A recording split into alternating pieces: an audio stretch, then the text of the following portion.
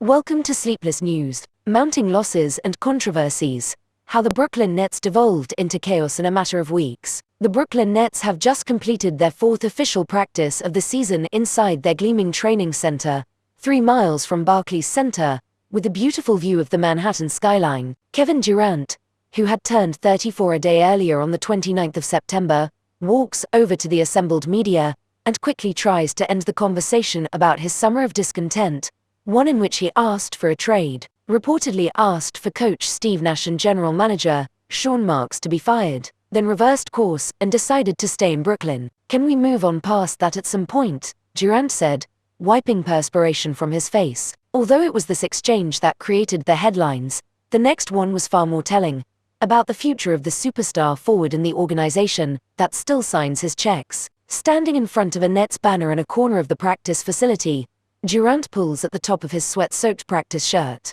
listening to a question about how the Nets can build camaraderie with basically the same core players who struggled to do so last season. "What do you mean camaraderie?" When he's told it means everyone is on the same page, Durant is quick with another response. "I mean, we were always on the same page, I think." "You think at the end of last year you guys were on the same page? Did we have our whole team?" Although Durant disagreed with the line of questioning, Marks flatly admitted after last season, even before Durant's infamous trade request, that the Nets had to get their culture back, with team personnel privately acknowledging the Nets' issues were far deeper than whatever happened on the floor. The chemistry that had defined the team's rise back to respectability under Marks had eroded, with many around the organization seeing a disjointed group far too reliant on Durant and Kyrie Irving. "Last year we kind of just came in and played pickup," said Nets guard Seth Curry, who was acquired in February from the Sixers, along with Ben Simmons. "We skipped a lot of the steps as far as the basics of what we were doing defensively and offensively. We were just really out there relying on pure talent to try and win games." So when it appeared all but certain that Durant was headed elsewhere and Irving's future with the team was unclear, the Nets were on the verge of the type of full-scale rebuild that would have wiped away every remaining element of what was supposed to be a championship reign with Durant, Irving and James Harden. But then Irving picked up his $36.5 million team option and Durant pulled back his trade request and the Nets were left in a unique position.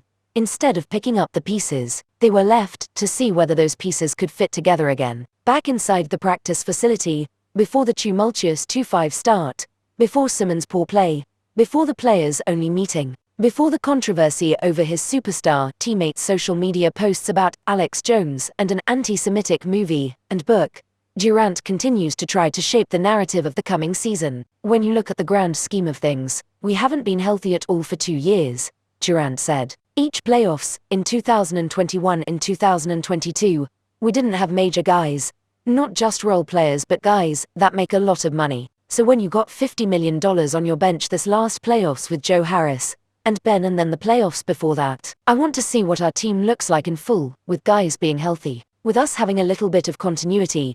In other words, the Nets aren't just betting on this year's team, they're doubling down." If Norman Rockwell were to have painted a portrait of a basketball team enjoying life in America, all he would have needed to see were the photos the Nets social media team released after a team dinner at Brooklyn's locally restaurant in late September. Sitting at one table are Simmons, Irving and Durant, enjoying a pizza together. Nearby, young guard David Duke Jr. shares a conversation with Brooklyn rapper Fivio Foreign. Curry in training camp, invitee Raekwon Gray break bread, trying some authentic Italian cuisine. Young big man Kessler Edwards, Royce O'Neal, and Patty Mills talk with local radio host Angela Yee. Those conversations, getting to know each other, getting to know everybody's goals of the season, how they respond to criticism, how you can talk to different guys is very important, Curry said. "We skipped that step last year. We came and kind of just showed up and played basketball and didn't really know each other. Before all the drama, in recent days,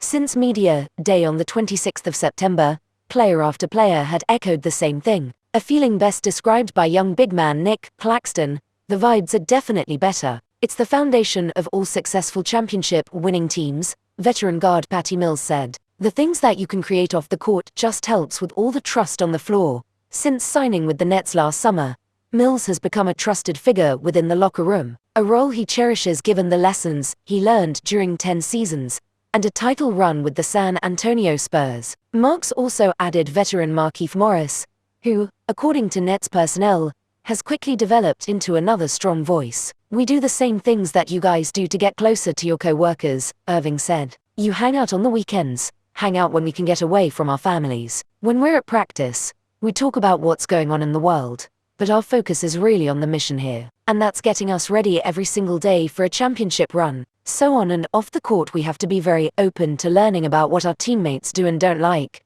And that takes time. Marks, for his part, was asked how he believed the culture could grow given the low turnover across the organization. In his answer, he said culture within any team is constantly evolving.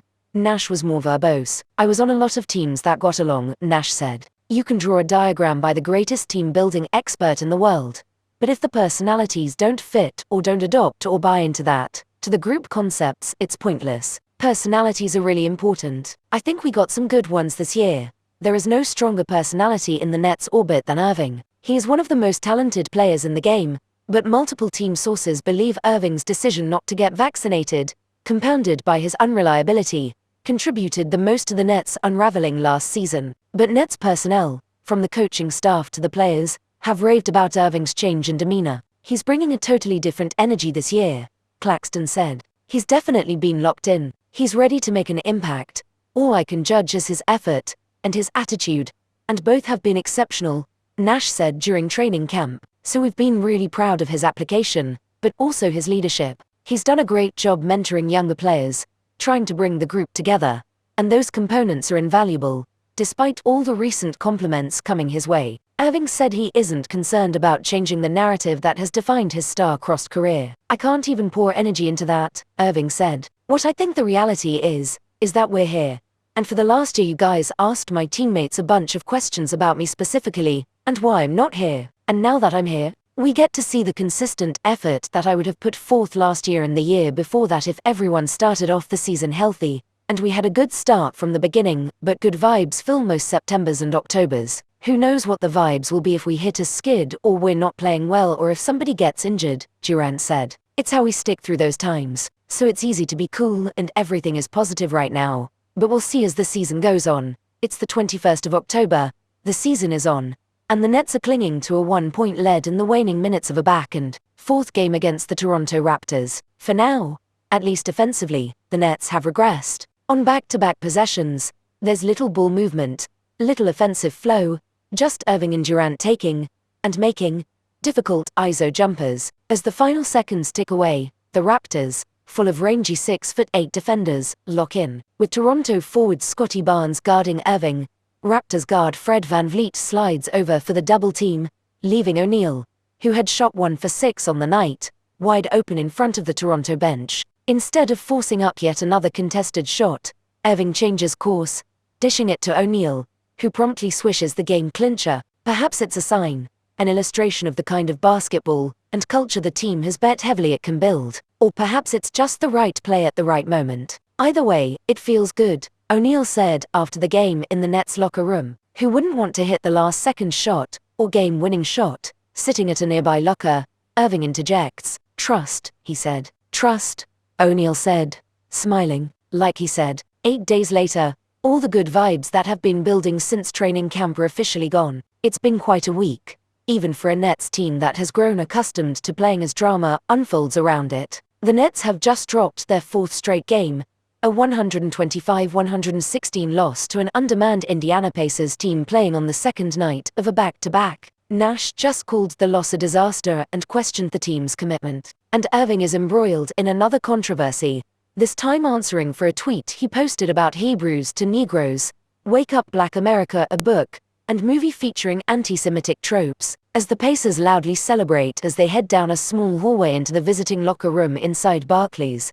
Nets players do the opposite, slowly trudging off the floor toward their own locker room on the other side of the arena, where the door remains closed for an unusually long time. Just 10 days and 6 games into the regular season, the team is holding a players-only meeting, early for even the most dysfunctional teams. "We got to be accountable on the defensive end, and we're not," Simmons said. "Guys are coming in here and putting up career highs each night, and we're just not clicking defensively. We've got to hold each other accountable. We had a talk in the locker room, and that's what it comes down to, guard your man, and come in here and be the best version of yourself." Nash, for his part, said the team struggles with its own adversity. When things don't go our way, we haven't had enough resilience to fight through, he said. And that's what we're seeking right now, is the resilience and character to play for each other and do the little things, the selfless acts that it takes every day to try to get possessions in your favor, get stops, get rebounds, help your teammates. Without that sustainability and effort, and it's not going to turn.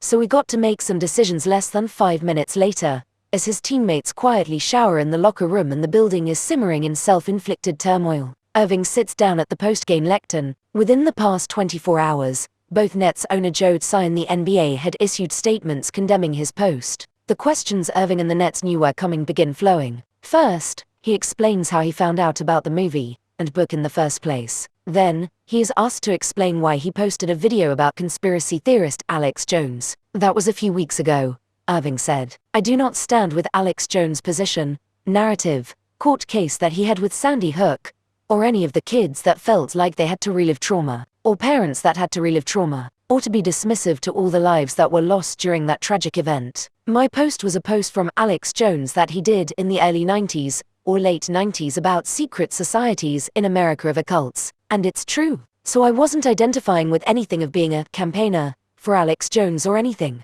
It's actually hilarious because out of all the things I posted that day, that was the one post that everyone chose to see. It just goes back to the way our world is and works. I'm not here to complain about it. I just exist. Tensions rising. Irving then defends his most recent post. He begins by saying he has a unique position to have a level of influence in his community, then later accuses the media of making up this powerful influence that I have.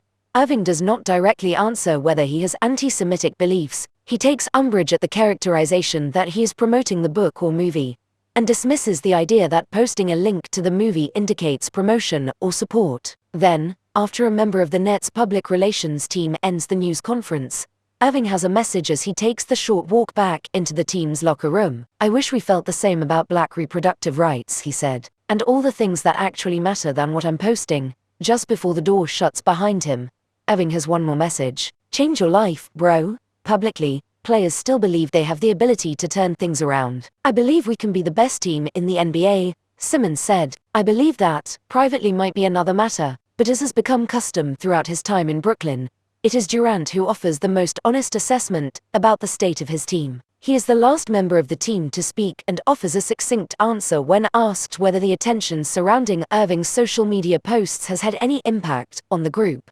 Absolutely not, Durant said. The only impact is you guys and everybody outside the locker room.